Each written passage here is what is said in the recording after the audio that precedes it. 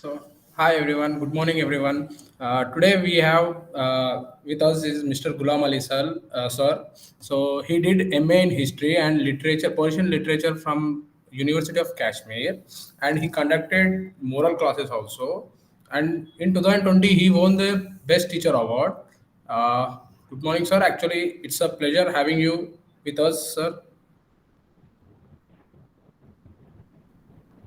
Sir, Oh, yeah. sir, are you there? आप है क्या, sir? Yes. Yes. So, shall we start the meet, sir? Yes. Yes. So, I will ask you some random questions, sir. You just need to answer me in a brief or like whatever way you feels better. आपको जैसा अच्छा लगे वैसा answer कीजिए, sir. कोई बात नहीं, कोई बात कोई My Hindi is little bad, sir. Try to understand that, please, because कोई बात कोई basically I'm from South, so I will try to manage. इसलिए हमें भी रिकॉर्ड रखना पड़ता है कि हमारे जो स्टूडेंट्स यूनियन में बाकी जो मेंबर है सेक्रेटरी है इसको ये घर में पड़ता है जिस वजह से कुछ ऐसे हमारे यूनियन में पीपल भी है तो समझ पाते हैं। इनको भी समझ सर अगर आपका मेरे एक वो समझ में नहीं आया यस सर मैंने आई कैन मैनेज बट उतना प्रॉपर हिंदी नहीं आता है तो सो इन बिटवीन कोई बात नहीं if you can't understand the Hindi then you can ask me to repeat that question. Answer करता हूँ हिंदी में आंसर करता हूँ Thank you so much, sir. Okay So, I will introduce myself, sir. So, basically, I'm Shiva. I'm doing my MBA from ITM Institute of Technology and Management group of institutions, which is in Kharghar. And my partner, her name is Shivani. So, basically, today I'm gonna interview you, sir. So, she is my technical support. So, we'll start our interview, sir. ये First of all, tell me something about yourself. ना Uno है sir आपका voice cut रहा है actually.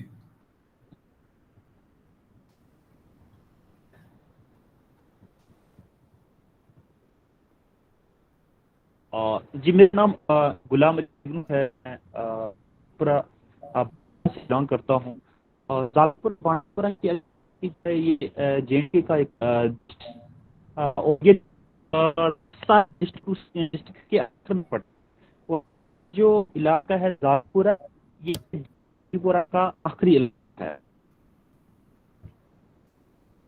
Sir actually आपका voice बीच बीच में cut रहा है. सो आपका वॉइस नहीं आया, मैंने प्रॉपरली नहीं आया था.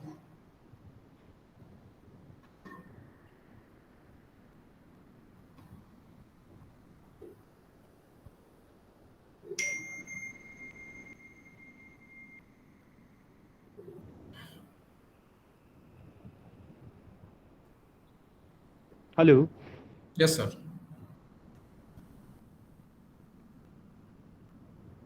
अब ठीक आ रहा है यस सर. जी सर. ओके ओके ओके मैं स्टार्ट करूं यस. जी मेरा नाम गुलाम अली शुगनू है मैं डिस्ट्रिक्ट बांडीपुरा में रहता हूँ ओके. डिस्ट्रिक्ट बांडीपुरा जो है वो अ, एक आखिरी इलाका जिसका नाम है जालपुरा डिस्ट्रिक्ट बांडीपुरा के आखिर में पड़ता है एक बैकवर्ड एरिया है जहाँ पर आज से तकरीबन 10-15 साल एजुकेशन की बात की अगर जाए तो नथिंग के बराबर थी 1% के बराबर थी लेकिन आज माशाल्लाह आप नज़दीक 45-47 रिसेंटली जो मैंने सर्वे की है उसमें 47 जो एजुकेशन लिटरेसी रेट यहाँ पर दिखाई दे रही है तो मैं यस सर. बहुत हेलो यस सर, बोलिए सर. जी मैंने यहीं पर अपनी एजुकेशन प्राइमरी एजुकेशन मैंने यहीं पर हासिल की और इसके बाद मैंने यहाँ से एक और इलाका तकरीबन 7 किलोमीटर्स की दूरी पर है वहाँ पर हायर सेकेंडरी थी तो वहाँ पर मैंने ट्वेल्थ तक पढ़ा उसके बाद मैं श्रीनगर गया श्रीनगर में मैंने डिग्री कॉलेज जो बेमना है वहाँ से मैंने ग्रेजुएशन की और उसके बाद मेरा सीधा एंट्रेंस में कश्मीर यूनिवर्सिटी में सिलेक्शन हुई।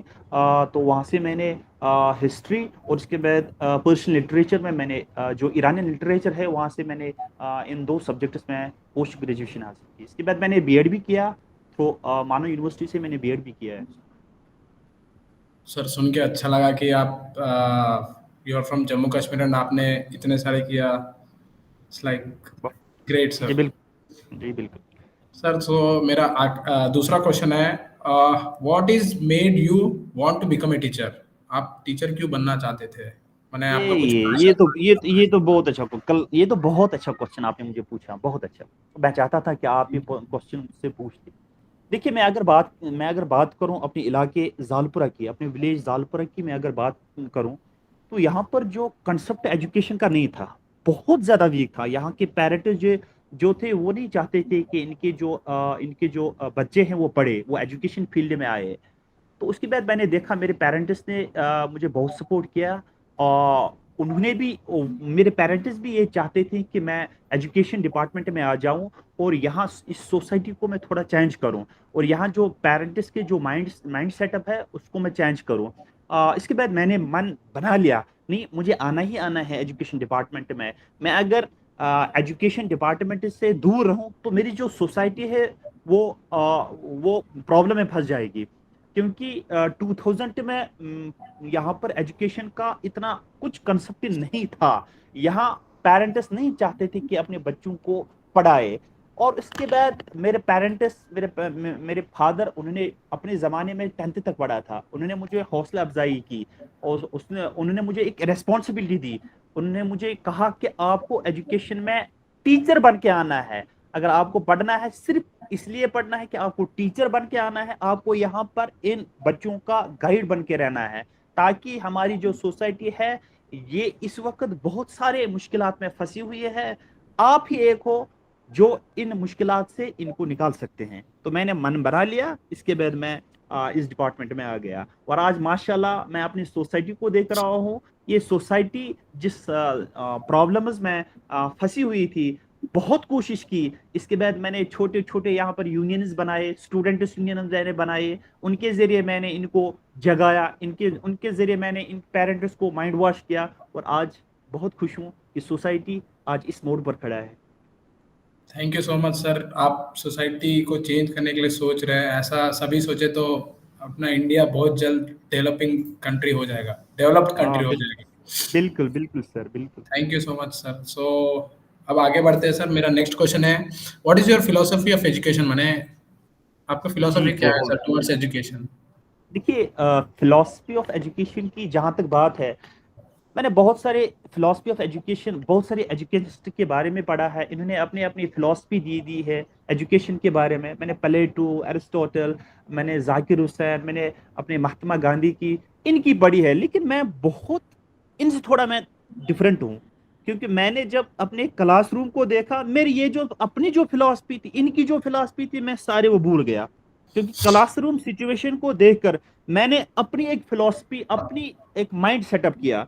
मैं नहीं चाहता हूं कि सिर्फ बच्चों को पढ़ाता रहो, बस कमरे में बंद करके बच्चों को पढ़ाता रहो। बल्कि मैं चाहता हूं कि बच्चों को उस मोड़ पर खड़ा करूं जहां वो खुद सर्च करे कि हमारा काम क्या है, हमारी रेस्पॉन्सिबिलिटी क्या है, हमारी फ्यूचर प्लान क्या होनी चाहिए।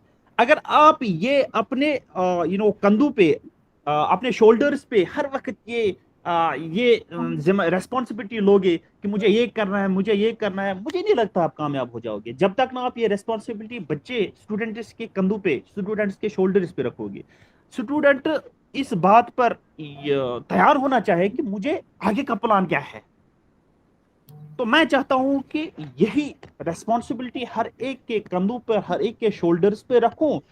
तो वो जिसकी वजह से मुझे बहुत बहुत ज्यादा फ्रूटफुल रिजल्ट भी आ गया। मैं नहीं चाहता हूं, मैं ये नहीं कहूंगा, बहुत ज्यादा फ्रूटफुल रिजल्ट आ गया जब मैंने बच्चों को उस प्रॉब्लम में लाया, उस प्रॉब्लम में खड़ा किया। मैं चाहता था कि वो खुद प्रॉब्लम को सॉल्व करे। मैंने एक क्षमा जलाई है। नाइस सर, एक्चुअली अच्छा लगा। सर रिसेंट एजुकेशन के बारे में आपके थॉट्स क्या है? बहुत बहुत ज्यादा। मैं आपको एक और बात बताऊं कि रिसेंटली जो पैंडेमिक हुआ है, जिन्होंने पूरे वर्ल्ड को अपने लिपेट में लिया है, कोविड पैंडेमिक जो हुआ, इसकी वजह से मैं कहता हूं अगर किसी डिपार्टमेंट पे बुरा असर पड़ा तो वो एजुकेशन डिपार्टमेंट है। बहुत ज्यादा असर पड़ा। यस। मैं आपको एक और बात बताऊं कि बहुत सारे गवर्नमेंट आर्डर आ गए, गवर्नमेंट के आर्डर्स आ गए कि आप इस तरह से एजुकेशन दे दीजिए बच्चों को, आप ऑनलाइन स्टार्ट कीजिए, वो कीजिए लेकिन मैं जब अपनी सोसाइटी की तरफ ध्यान देता हूं, ये इकोनॉमिकली भी साउंड नहीं है, इकोनॉमिकली भी बैकवर्ड है। देखिए यहाँ पर मेरे स्कूल में 200 बच्चे पढ़ते हैं।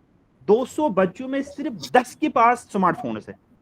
अब बता दीजिए आप मुझे कि कोविड की वजह से ये प्रॉब्लम हुई, आप गवर्नमेंट ने ऑर्डर निकाले कि आप ऑनलाइन क्लास दे दीजिए, तो हम क्या करें? इसके लिए हमने कुछ रास्ते चुने।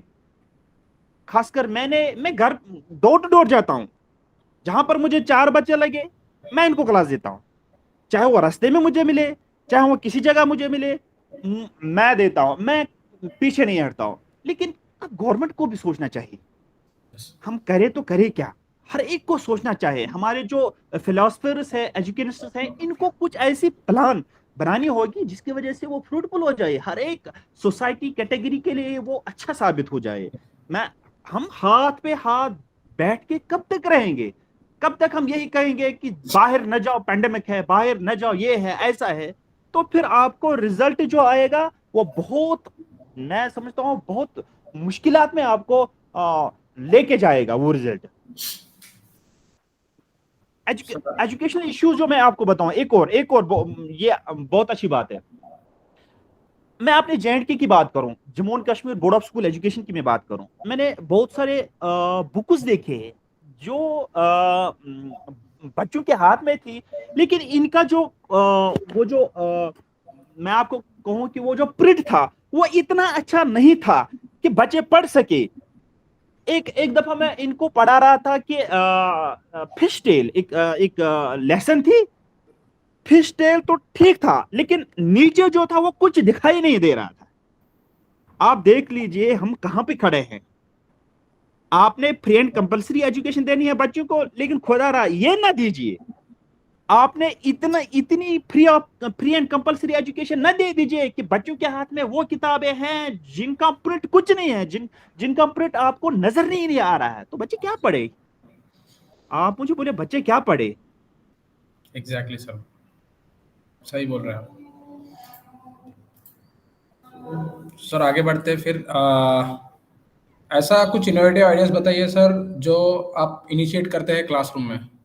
मैं ज्यादा देखिए, मैं ज्यादा ध्यान देता हूँ, मैं बच्चों को ज्यादा प्ले वे मेथड्स पे ज्यादा बहुत ज्यादा फोकस करता हूँ।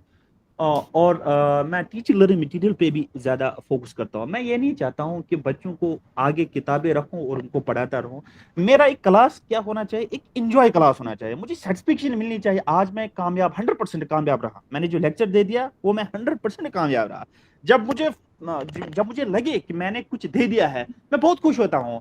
और मैं आखिर पर बच्चों से किसी किसी टॉपिक्स पे डिस्कशन भी करता हूँ छोटे छोटे ग्रुप्स में, तो मुझे लगता है कि बहुत अच्छा कामयाब रहता है।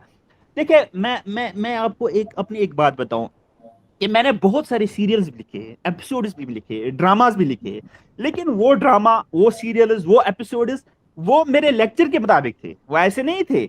मुझे जब लगा कि बच्चे बोर्ड हो गए हैं, बच्चे आज नहीं पढ़ना चाहते हैं, क्लासरूम इन्वायरमेंट आज कुछ मुझे लगा कुछ अच्छा नहीं था, मैंने इनको बाहर ला दिया, मैंने एक ड्रामा तैयार किया। वो ड्रामा जो था वो मुझे लेक्चर के मुताबिक था, तो मुझे बहुत ज्यादा उसमें भी बहुत ज्यादा फ्रूटफुल रिजल्ट हर वक्त मिलता है। हर वक्त मैं तैयार रहता हूँ, मुझे कुछ ना कुछ तो नया कुछ करना ही करना होगा।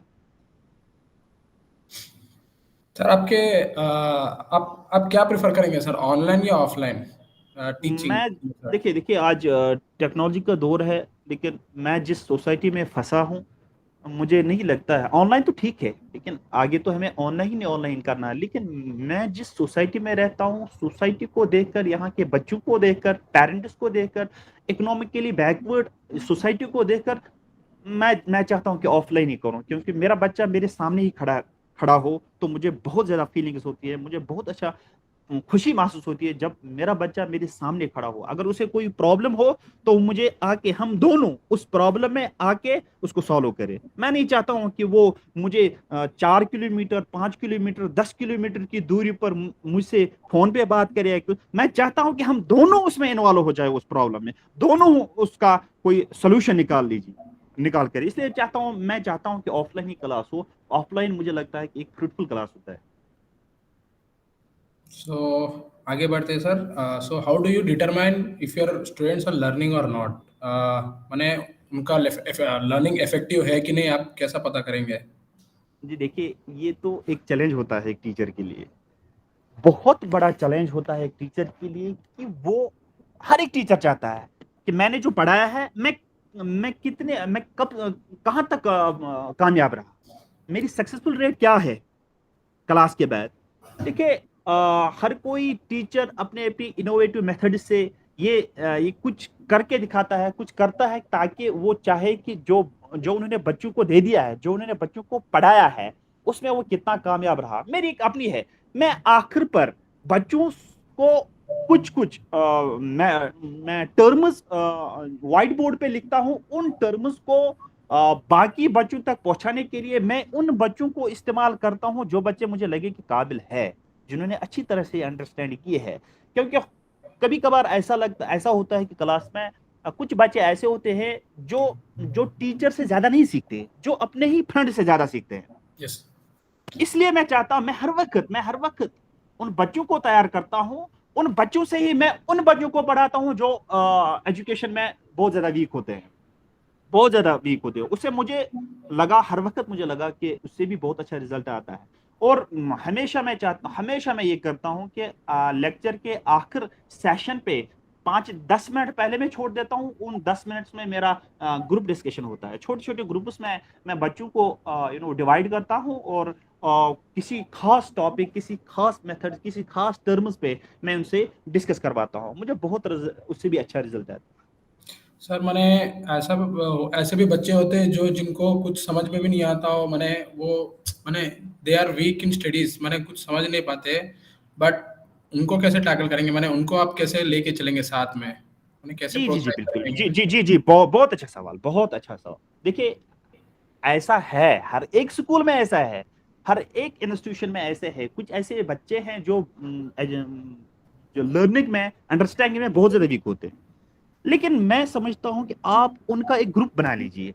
आप उन पे हर वक्त, आपके डेयरी पे आप ये लिख लीजिए कि आज आपने इनको क्या दे दिया, और ये कल आपको क्या देने वाले हैं। जो आपने दे दिया, आपने अपनी तरफ से 100% दे दिया, और उन्होंने आपको क्या दे दिया, 50%, 40%। अगर आपको लगे कि उन्होंने आपको वापस सिर्फ 10% दे दिया, आप उस ग्रुप को भी 4-5 रख दीजिए, डिवाइड कीजिए। अगर आपको, आपके ग्रुप में 10 बच्चे हैं, आप 5 का भी ग्रुप बना दीजिए। उन 5 ग्रुप्स में आप 2 बच्चे जो वीक है अंडरस्टैंडिंग करने में, आप उन बच्चों में 3 बच्चे ऐसे रख लीजिए जो काबिल है आपकी क्लास में।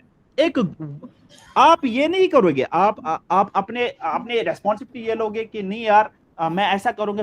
बीच बीच में मुझे बहुत ज्यादा प्रॉब्लम्स हुई कि बच्चे ऐसे थे जो बाद में बोर होते थे। नहीं यार, कल भी हमने सर को ये बोला है कि हमारी ये प्रॉब्लम है, सर ने अपनी एक मेथड्स दिखाई, आप उसने मेथड्स चेंज की, लेकिन हमें कोई भी मेथड्स फ्रूटफुल नहीं हुई। वहां पर आप ये कर दीजिए, आपके क्लास में जो काबिल बच्चे हैं, उस काबिल बच्चों को आप उस ग्रुप में रख दीजिए। वही उन बच्चों को आगे लेके जाएगा। सर क्या आप आपके टीचिंग स्ट्रैटेजी बता सकते हैं सो दैट वो ज़्यादा पोटेंशियल हो, लर्निंग पोटेंशियल हो सभी स्टूडेंट्स के लिए?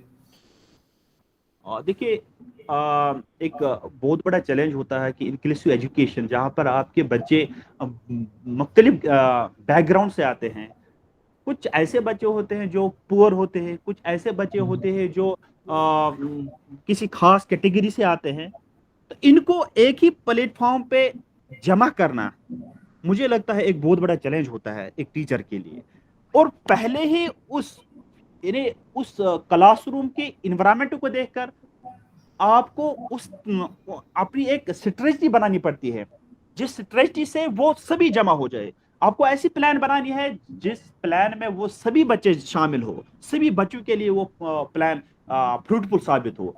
इसके लिए हम क्या करते हैं कि हम हम चाहते हैं कि जो बच्चे बैकवर्ड कैटेगरी से आए उससे हम ज्यादा डिस्कशन करते हैं, हम उसको हम ज्यादा आगे लाते हैं। हम चाहते हैं कि जो इनमें शाइनेस होती है बहुत ज्यादा, मैंने ये तकरीबन पिछले 5-6 सालों से ये फेस की है, ये बहुत ज्यादा बड़ा। वो बैकवर्ड कैटेगरी के बच्चे वो इतने ज्यादा शाय होते हैं, वो नहीं चाहते कि आगे, वो नहीं चाहते कि सर हमारा नाम, हमें नाम बोले, हमें पुकारे, हमें हमें ये बोले कि आप सामने आ। वो अपनी गर्दन को नीचे रखते हैं, वो नहीं चाहते। लेकिन आपका ध्यान ऐसा होना चाहिए कि उन बच्चों की तरफ ज्यादा ध्यान होना चाहिए। उन बच्चों को आप लाके खड़ा कर दिए, आप उनको, उन बच्चों को आगे आगे लाए।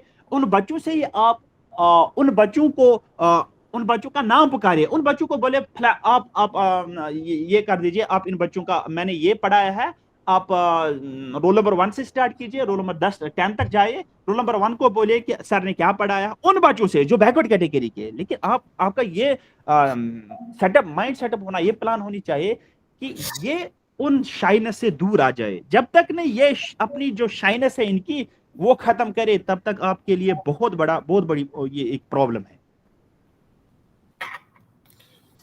सर और क्या क्वेश्चन है सर, मैंने आप स्टूडेंट्स को कैसे मोटिवेट करोगे? मैं जैसे पूछा आपको कि वीक स्टूडेंट्स होते हैं या नहीं तो थोड़े स्टूडेंट्स होते हैं जिनको पढ़ने का इच्छा रहता है बट वो ड्यू टू बैकग्राउंड इश्यूज वो नहीं पढ़ पाते, मैंने उनके पास पैसे नहीं रहते, तो आप ऐसे स्टूडेंट्स को कैसे मोटिवेट करोगे कि टुवर्ड्स पढ़ाई, माने टुवर्ड्स एजुकेशन?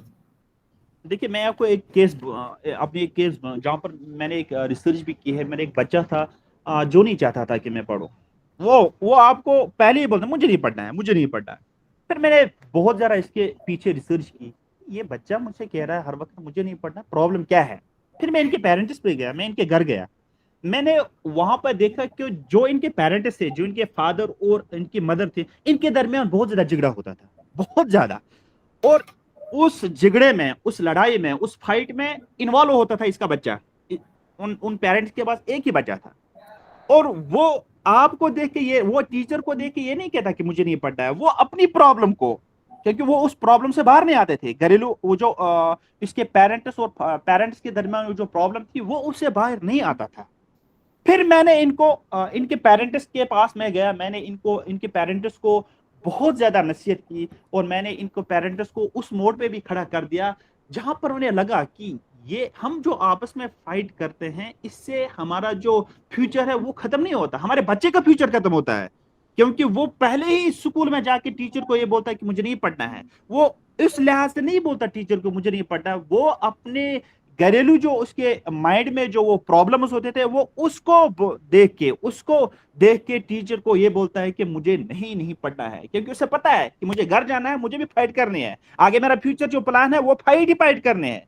इसलिए मैंने इनको पेरेंट्स को बहुत बार, मैं एक बार नहीं, मैं तकरीबन 10 बार इनके पेरेंट्स के पास गया। मैंने इनको बहुत अच्छी एक फ्यूचर प्लान दे दी कि आपको क्या करना है, किस तरीके से आपको रहना है, क्या करना है, ताकि आपका जो बच्चा है उसको उसके उसके माइंड पे ये असर ना पड़े। देखिए, ऐसे बच्चे होते हैं, कुछ बच्चे ऐसे होते हैं जो जो घर से ही प्रॉब्लम लाते हैं। आप कुछ नहीं करोगे, आप वहां पे कुछ नहीं करोगे, वो आपका जो बनाया हुआ जो इन्वायरमेंट है, क्लासरूम इन्वायरमेंट है, वो खुद वो भी तबाह करेगा।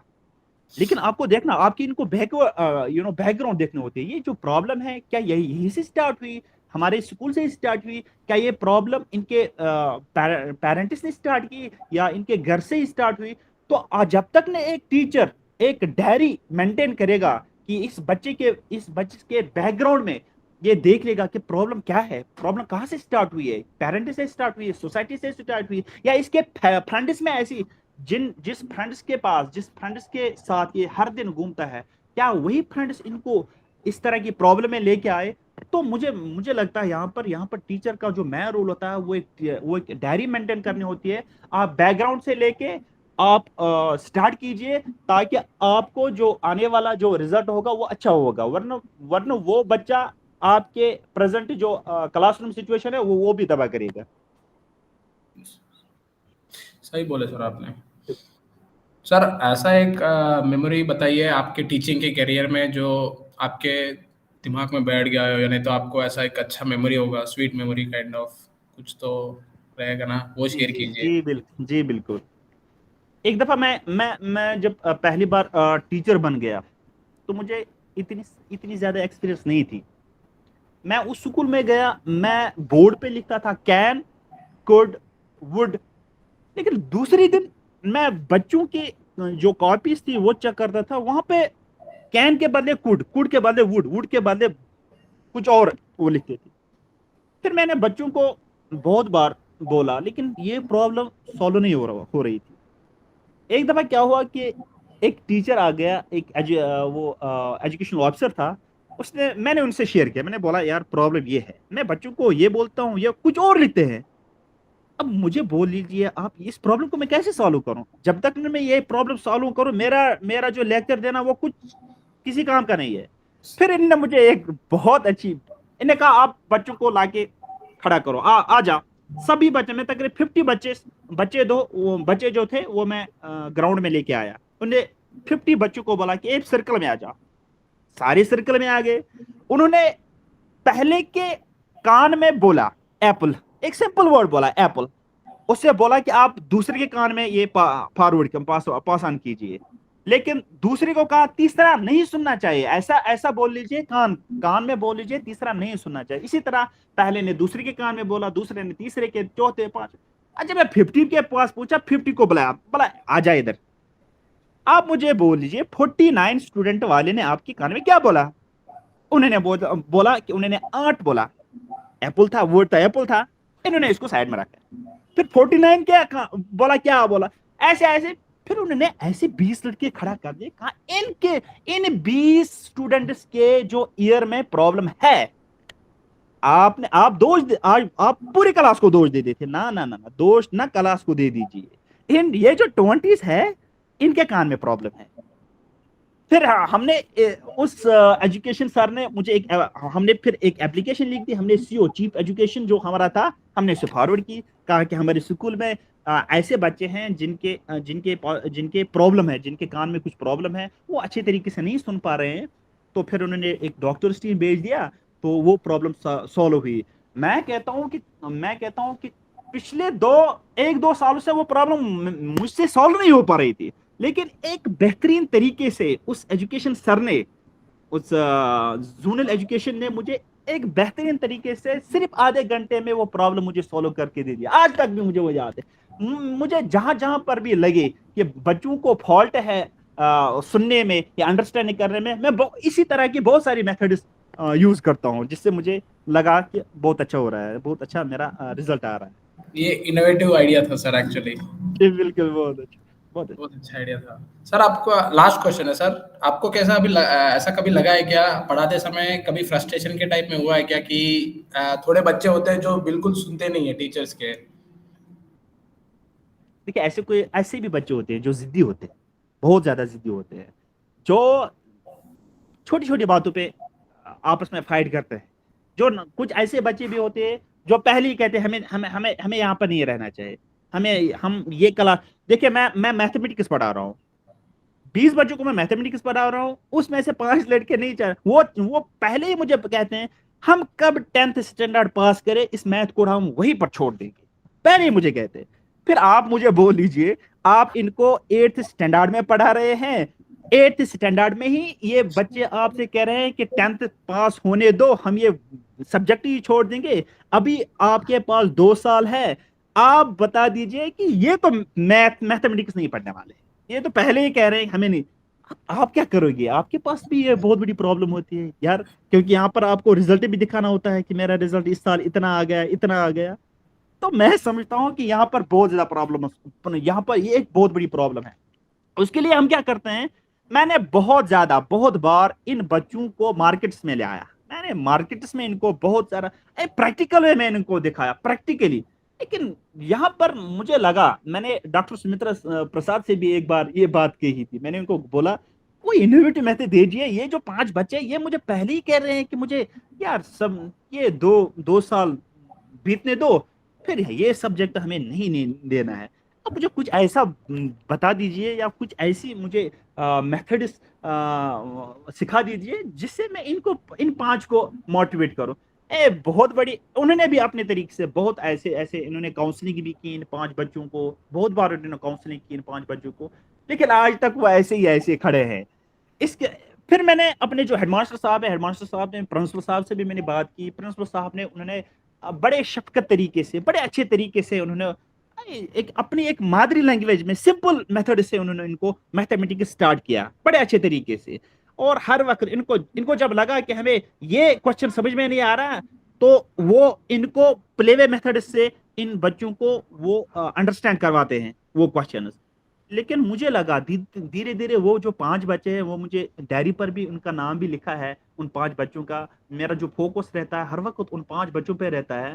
तो मुझे लगता है धीरे धीरे वो लाइन में आते हैं। लाइन मैं नहीं कहूँगा 100% आ गए, लेकिन किसी हद तक तकरीबन 20-25 से वो तो लाइन में आ गए। बहुत अच्छा लगा सर सुन के कि आप एफर्ट्स कंटिन्यूअस एफर्ट्स रख रहे हैं टुवर्ड्स सोसाइटी की डेवलपमेंट की तरफ। देखिए देखिए एक और बात मैं आपको बोलूं। देखिए हमारी जो सोसाइटी है वो कभी नहीं ये चाहती है कि यहाँ के बच्चे पढ़े, क्योंकि उन्होंने अपने यहाँ के पेरेंट्स ने अपने माइंड सेटअप पहले ही रखा है। वो अपने बच्चों को पहले ही ये कहते हैं कि आप पढ़ के क्या करोगे।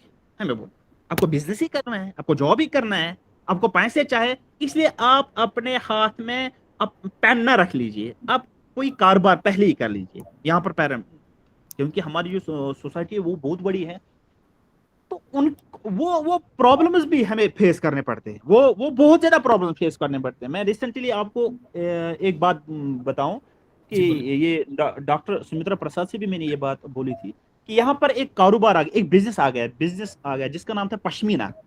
पश्मीना एक बहुत बड़ा काम है। यहाँ के बच्चे सारे के सारे पश्मीना में आ गए। हमारे जो स्कूल में जो रोल था वो 250 था। पहले साल 50 के 50 बच्चे गायब, सारे के सारे बच्चे 200 रह गए, 50 बच्चे गायब। फिर हमने जाके डोर टू डोर हो गए, हम डोर टू डोर पेरेंट्स के पास गए, हमने देखा कि वो बच्चे पश्मीना कर रहे हैं।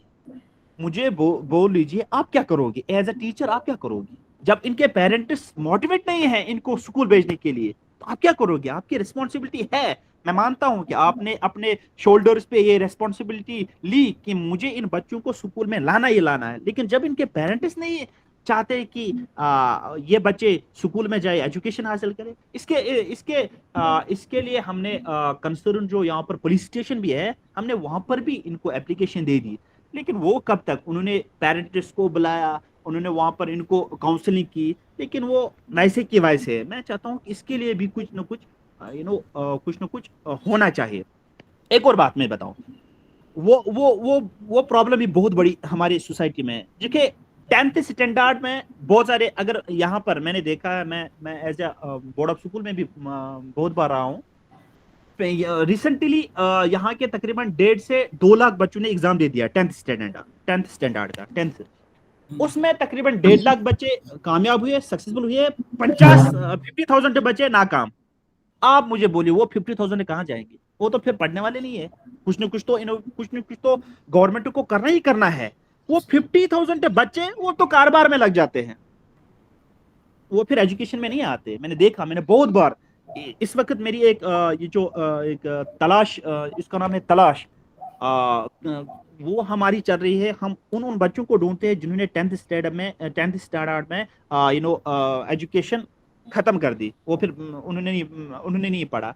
मैं समझता हूँ कि इससे सोसाइटी बहुत ज्यादा मुतासिर हो रही है, क्योंकि इस तरह के बच्चे आपने 8th 7th 6th 9th dropouts. Standard में बच्चों को कामयाब सक्सेसफुल कराया, लेकिन जब वो 10th में आते हैं वहां पर आपने क्या किया? बच्चे फेल होते जा रहे हैं, जिसकी वजह से वो एजुकेशन को खैर बात कहकर वो कारोबार में लग जाते हैं। इसके लिए भी कुछ ना कुछ तो होना ही होना चाहिए।